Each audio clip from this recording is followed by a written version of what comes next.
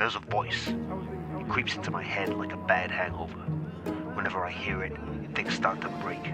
People freeze, stations glitch, and reality itself starts slipping through my fingers like cheap whiskey on a bad day.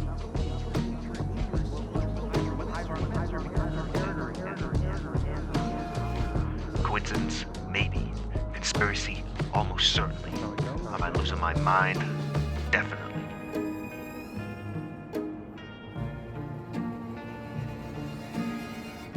It all started with the station guards.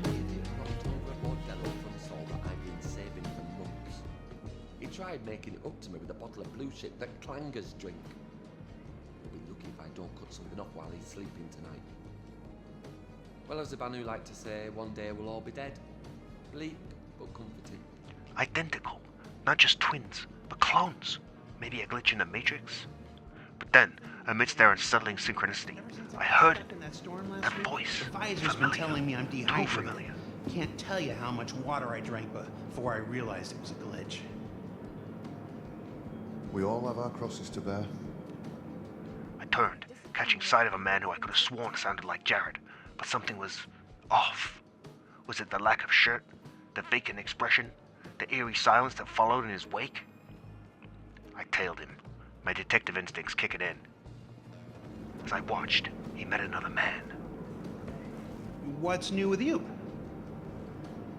Things got a little tense recently. My group attracted the attention of some, let's just say, less desirable people who tried to relieve us of our stuff. I imagine their lives must have been really rough. We didn't let them take anything.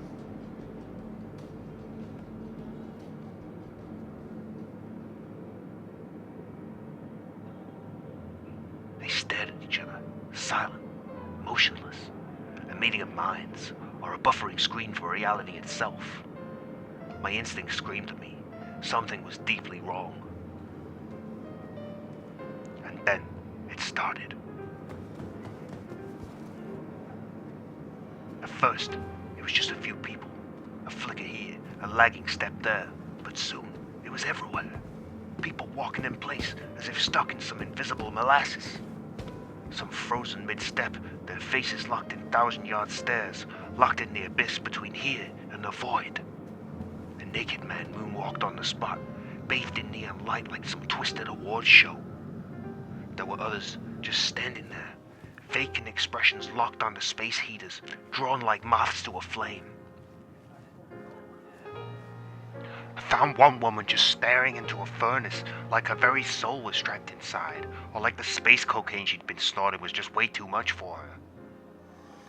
Others fixated on empty rotisserie machines, as if waiting for ghostly chickens to materialize from another dimension. Then the gun store was silent. Not just quiet, silent. Frozen customers, frozen staff. Not even the usual aggressive security guards were animated enough to beat me with their nightsticks just for existing. The place was caught, stuck in some kind of temporal purgatory. A random civilian walked endlessly in place, locked in a Sisyphean struggle against the very laws of physics. I waved a hand in his face, no response. I muttered a few choice words, still nothing. If he had a brain, it was buffering. And then it hit me. What if I was wrong? What if none of this was random? What if the moment that voice entered the station, reality itself fractured? The voice of Jared. Who was he? Why was his mere presence enough to send this place into the abyss? Was he an agent of entropy? A ghost in the machine? Or was he a developer? My stomach turned at the thought. I showed my newly hired technician Paulie my hangar so he could learn the ropes. He was eager, but it took some persuading to get him to work for me. I headed back to the station, where it seemed like security was still reeling from the effects of the Jared virus, if that's even what it was.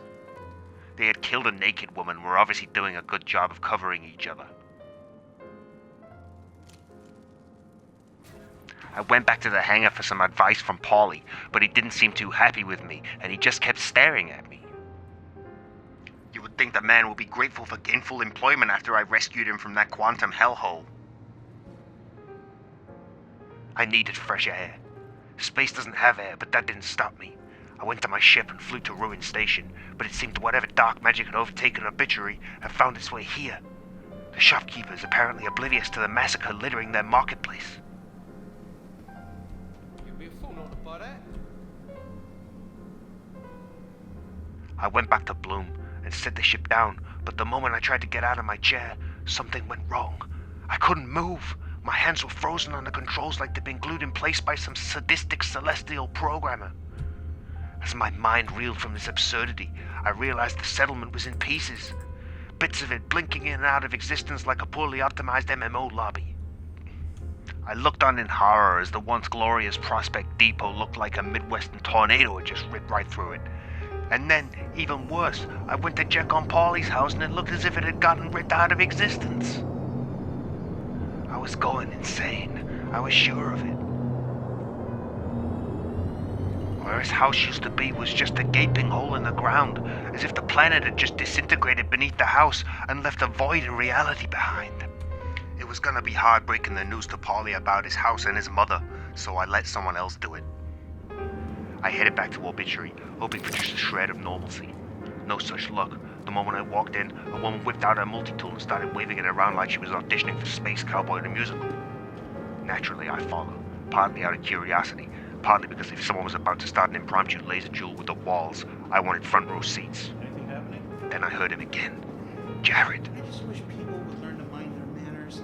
Hell, if everyone would just take a moment and throw out their own trash, maybe we wouldn't all have to live in such an absolute pigsty, you know? I hope everything works out for you. His voice floated through the station, a siren song of impending doom. And just like before, everything stopped. The station guards, the weird shuffling man, the shivering light worshippers, the poor lonely souls staring into empty rotisserie machines, the once lively vendors and their mindless loiterers, all motionless, ensnared in the eerie stillness of time itself. Even the terminals were dead. No escape routes, no options, just me, the lifeless mannequins, and the echo of that voice. This was no coincidence. There was a pattern, and I was going to get to the bottom of it. I checked the landing pads, half expecting to see more statuesque citizens frozen mid-wave or a cargo hauler phasing in and out of reality, but no, something even more majestic awaited me. A parked 890 jumper. A gleaming palace of excess just sitting there unattended.